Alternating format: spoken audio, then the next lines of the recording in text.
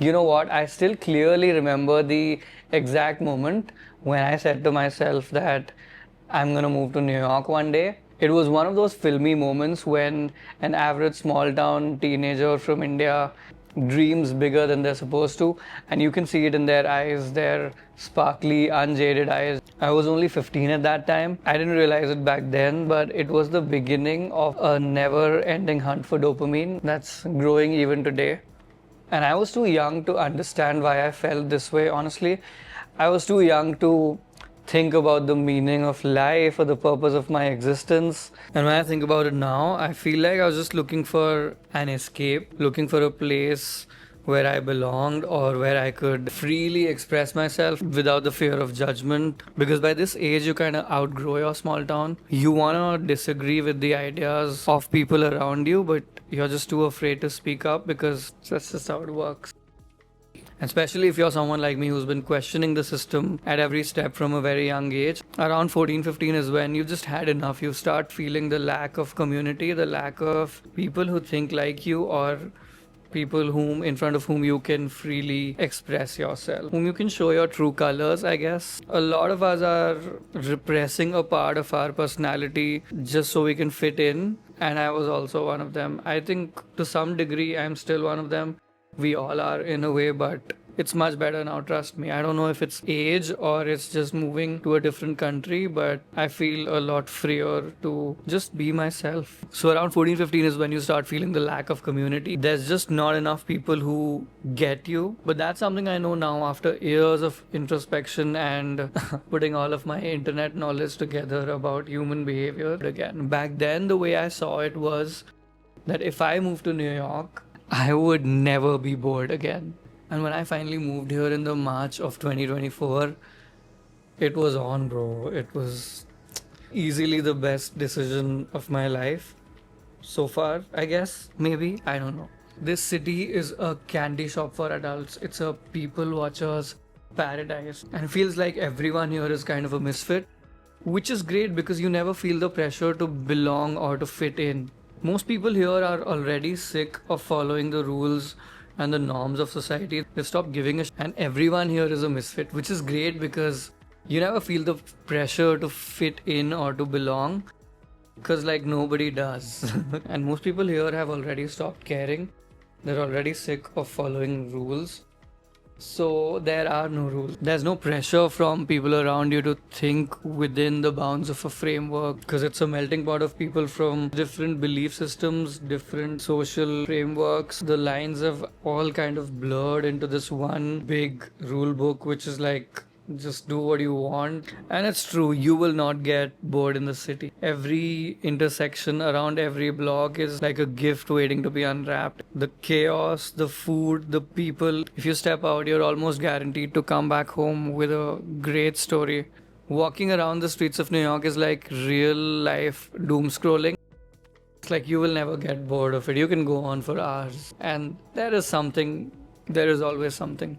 And you know, not today's version of doom scrolling. You remember when social media was kind of new, your explore pages actually enabled you to explore things. Currently, I feel it's just an echo chamber. If I watch one reel of one type, for the next 10 days, I'll get the same reel by different creators, the same concept, the same story. It is a bit exploitative and not explorative. But anyway, I have a whole other video planned about the social media algorithms of today. We can come back to that. New York was literally everything that I wanted and more. And like I said, it was easily one of the best decisions of my life.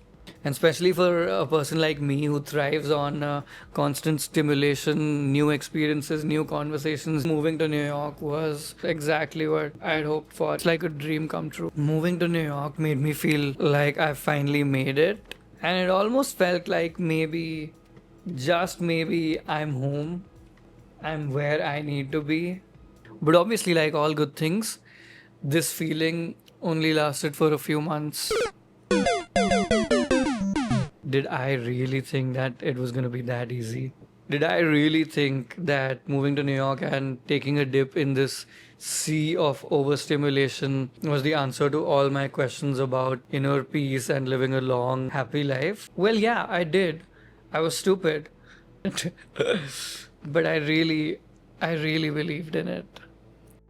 It didn't take long to realize that something was missing. I was so engaged in all the chaos, the loud music, the constant consumption and overstimulation that I had started to lose my own voice. I was losing the will to express myself. I had gone quiet. I wasn't creating enough. I wasn't telling stories anymore. I wasn't singing, writing, picking up an instrument and just playing it for like 5 minutes. I wasn't doing any of it because I was trying too hard to avoid boredom, and consumption felt like the easiest way out. In New York City, if you believe in consuming, this is the mecca of consumerism. Just go out, and you don't even have to go out. You can order everything to your house at any time of the day. Consume, consume, consume.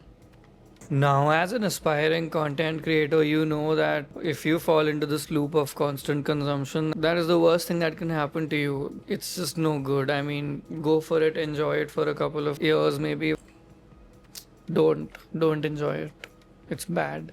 So, for the past few months, I've been doing this one thing consistently that's helping me out of the cycle of consuming, and it's actually helped me create my first YouTube video. And it might sound like a cliche advice to give. I've been connecting with my inner child a lot, been doing things that made me happy when I was younger. Because at that time, I didn't have an agenda, I didn't have any goals, I wasn't trying to impress anyone, to achieve anything. I wasn't particularly ambitious. As a child, you're mostly just trying to vibe, right? You're just trying to have a good time, make the best of whatever you have around you, whatever resources you have at hand. Try to keep yourself entertained, genuinely curious about things rather than being curious about things because there is a paycheck at the end of it. As a child, you're doing things that you actually want to do rather than doing things that have been assigned to you. And there's something so beautiful about reconnecting with your childhood self, because that guy knows who you are. He knows what you stand for, what you believe in. He knows where you want to go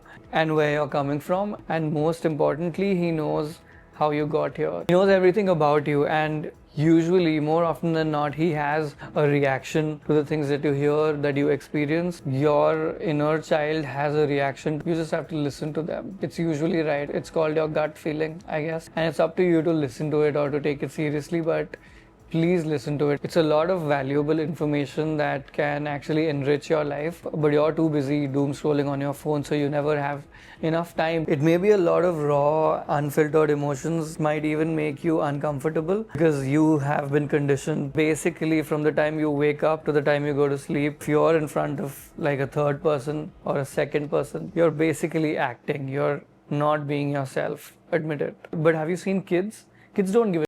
They'll cry when they want to. They will laugh even in a quiet room if they find something funny. They'll ask questions if they're curious, and they don't care about seeming stupid or juvenile because, well, they are, but they are so sorted. I have taken a lot of advice from this guy, and we've found activities to reconnect, like learning to cook our favorite dishes from back then, picking up a basketball again, or going out for walks while the sun is still up. But the one very important lesson that you can learn from your inner child is a masterclass in creativity, and specifically imagination.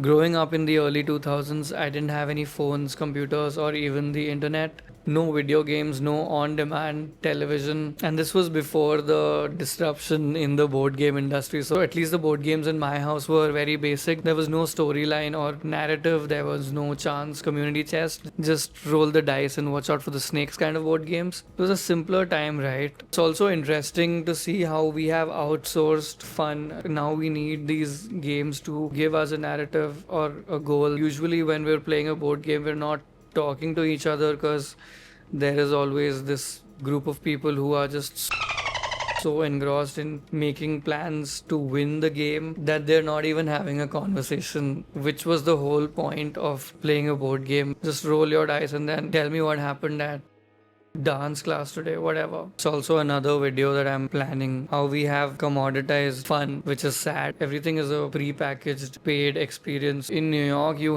can buy an experience and keep yourself entertained for like a couple of hours. But I do kind of get it. I agree that we often derive pleasure and purpose from goals that have been set for us by other people or by society in general, like myself included. I'm sure that The dream of moving to New York was not like a original idea that I had. It was fed to me by pop culture and I chased it really aggressively. And a lot of people have tried to tell me that maybe I have desensitized myself and that's why I'm so constantly bored of everything. But honestly, this is not a new problem. I have always been bored. When I was 4 years old, I was so bored, but I was always really good at finding ways to keep myself entertained without a screen. I used to play with action figures, soft toys, keys, coasters, just anything that I could get my hands on. I created full stories with these objects as characters, and I built a whole new fantasy world every day around these characters. Every day. Imagine writing a new world every day. If you're a writer going through a creative block, you know what I'm talking about. Just imagine. I believed the floor was lava and that I had superpowers that I was just yet to discover. Playtime was more about imagination and creativity than following a set of rules and achieving a particular goal and maximizing shareholder value. I was a quiet kid with no friends. This is how I found my creative outlet, I guess. If I could manage without a phone at 4, I should be able to manage without phones today.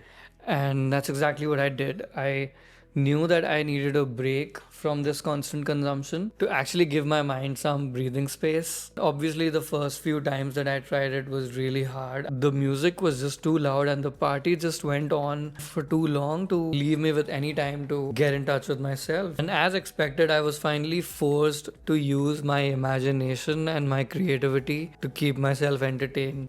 It's only hard at the beginning. Once you get used to it, it's freakishly addictive because then you don't need anyone or anything.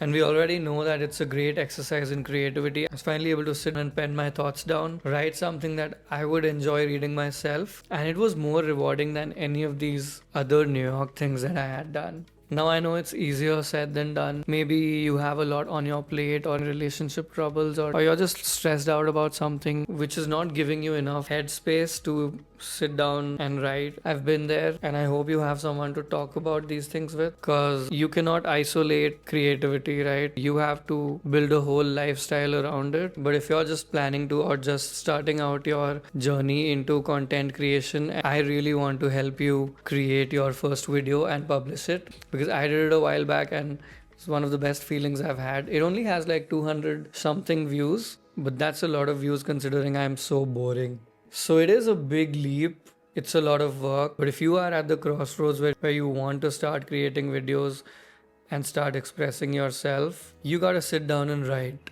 Writing's the first step. And my goal on this channel is also to help people who are trying to make their first video but haven't hit publish yet. But we're gonna look at it one step at a time. Let's just start writing our stories first and revising them until you start liking it yourself. Just try brute force. You know, if you're preparing to be an athlete, you won't start on day one like a complete athletic training. You will start by probably just going for a single run or doing like 10 push-ups on your first day. I know you have a lot on your plate and there is just a lot going on already, but you got to make some time to start and trust the process. It's the snowball effect that will lead you to the second writing session and to creating a video and then a second video. Hopefully it works that way. I'm also trying it out because your overconsumption is a nicotine patch, an escape from whatever uncomfortable thoughts you're having that you don't want to deal with right now. It is procrastination. It's not the solution.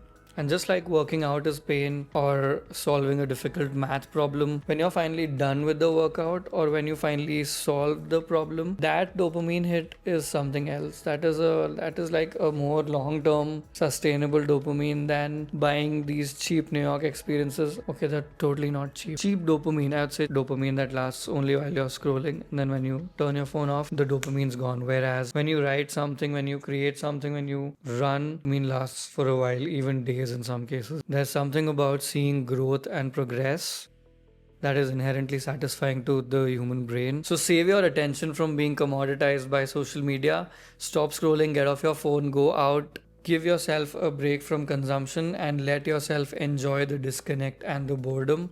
And yeah, don't forget to connect with your inner child because that guy has some kick-ass ideas and none of the irrational fears that you have today. The same fears, by the way, that you're trying to avoid when you're doom scrolling on your phone. And with every line that you write, every dance step, every brush stroke, every ingredient that you put into your cooking. You're giving yourself an opportunity to express how you're feeling in that moment, that feeling or that emotion that only you can express, because it is a result of everything that you have experienced, and that is just so unique to you that no one else can create the same thing. In today's capitalistic world, it's very easy to believe that perfection and conformity is the goal for all your actions. We're living in a time of peak efficiency and mass production and systems and processes and corporations. And it's important to remember that you have a uniquely imperfect human voice that is impossible to manufacture or to mass produce. So, what's your story? So, what's your story?